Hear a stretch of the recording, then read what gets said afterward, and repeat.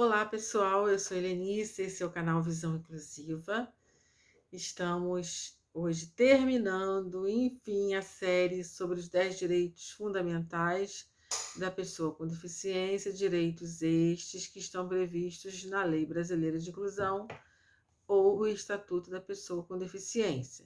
Já começamos desde o início do ano falando sobre a lei e aí viemos, né, falando no decorrer do ano sobre os 10 direitos fundamentais. Hoje nós terminamos com o 10º direito, que é o direito ao transporte.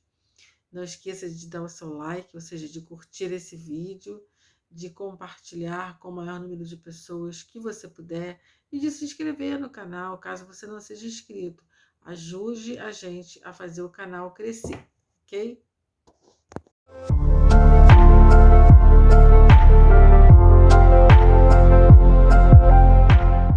Então, gente, os artigos da Lei Brasileira de Inclusão que falam sobre o direito ao transporte são os artigos 46 até o 52. O artigo 46, ele vai falar sobre o direito em si, né, ao transporte para todas as pessoas com deficiência ou com mobilidade reduzida. E esse direito ele vai ser garantido e promovido através da identificação de todos e da eliminação de todos os obstáculos e barreiras que possam impedir esse acesso ao transporte e aos serviços de transporte.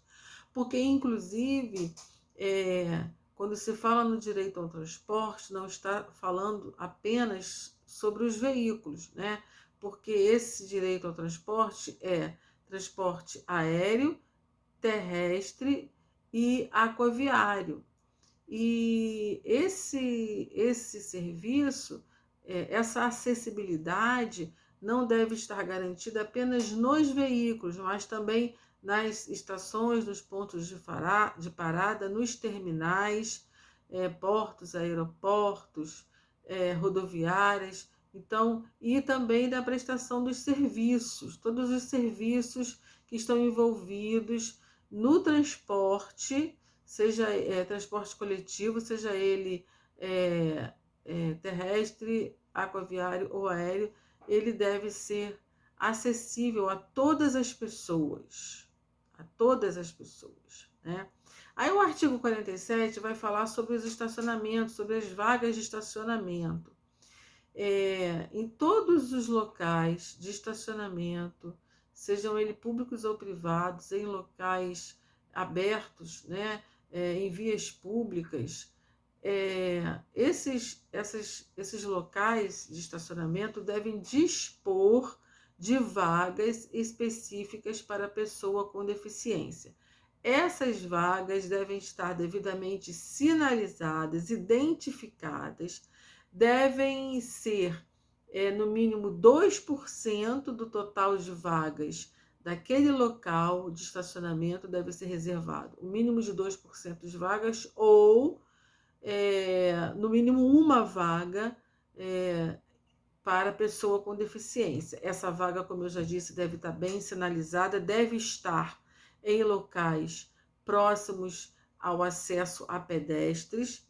E também os veículos que forem estar nessas vagas, veículos ocupados por pessoas com deficiência ou mobilidade reduzida, então esses veículos que estiverem nas vagas reservadas para essas pessoas devem estar devidamente identificados com a credencial de pessoa com deficiência ou mobilidade reduzida.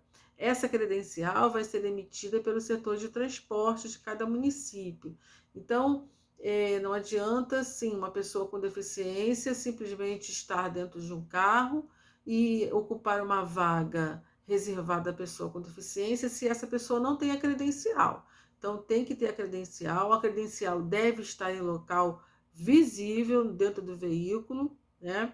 Quando estaciona o veículo na vaga reservada à pessoa com deficiência ou mobilidade reduzida, a credencial deve estar em local bem visível, né?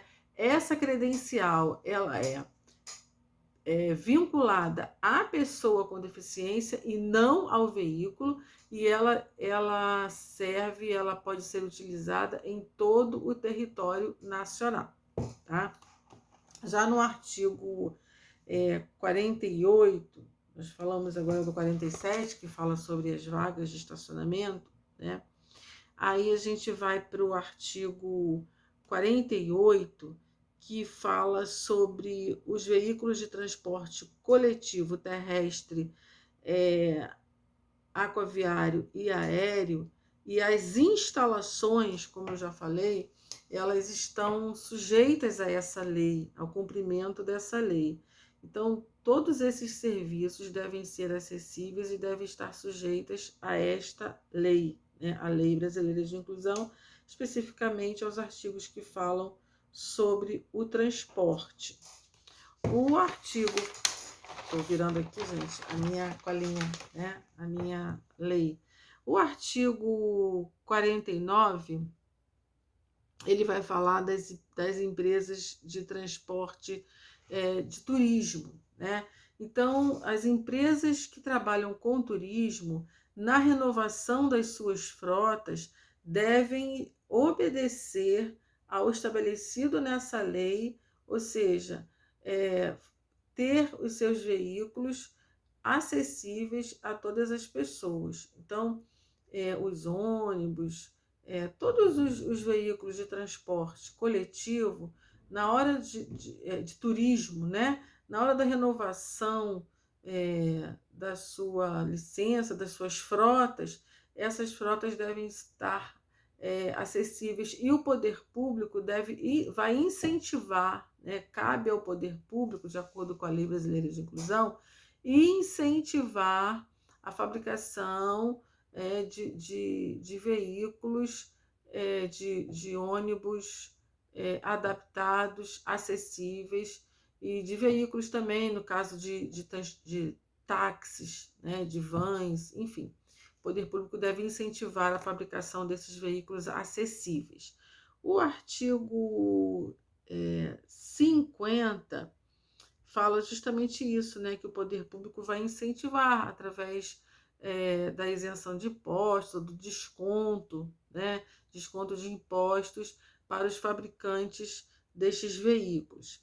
Já o artigo 51 vai falar sobre as frotas de táxis, né, que devem ter um quantitativo também de carros adaptados, ou seja, carros acessíveis a todas as pessoas. Então, as frotas de táxis devem ter 10% da sua frota com veículos acessíveis para o uso de todas as pessoas, inclusive as pessoas com deficiência, né? E é terminantemente proibido a cobrança de tarifas adicionais ou tarifa diferenciada por pessoas com deficiência. Então, as tarifas são iguais para todos. E o poder público também, nesse artigo, vai falar novamente, né, que o poder público vai incentivar, vai ficar responsável por incentivar a fabricação de carros para táxi acessíveis. Aí já o artigo 52, que é o último artigo que fala sobre o direito ao transporte, vai falar sobre as locadoras de veículos, né? Então, diz aqui no artigo 52 que as locadoras de veículos devem ter, a cada 20 carros que são disponibilizados para locação, a cada 20 carros, um deve ser adaptado. Então, lógico, se a locadora tem menos de 20 carros, não terá nenhum veículo adaptado. Mas a partir de 20 veículos em uma locadora de carro, um tem que ser veículo adaptado. E o que esses veículos adaptados precisam ter? Câmbio automático, direção hidráulica, vidros elétricos e freios e embreagem manual. Tá? Então, esses são os artigos que falam sobre o direito ao transporte. O que a gente vê na prática, infelizmente, não é nada parecido com o que está previsto na lei. Nós nos deparamos com ônibus que não tem o elevador ou a rampa de acesso para o cadeirante. Nós nos deparamos com dificuldade em estacionamentos, pessoas que utilizam as vagas reservadas para pessoas com deficiência e aí tem que estar brigando, pessoas que param indevidamente, obstruindo a vaga de uma pessoa com deficiência ou com mobilidade reduzida.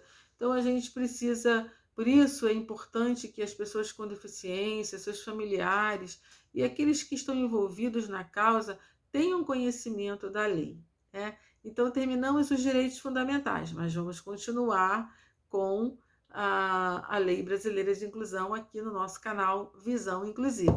Não esqueça de curtir, de compartilhar e de se inscrever no canal.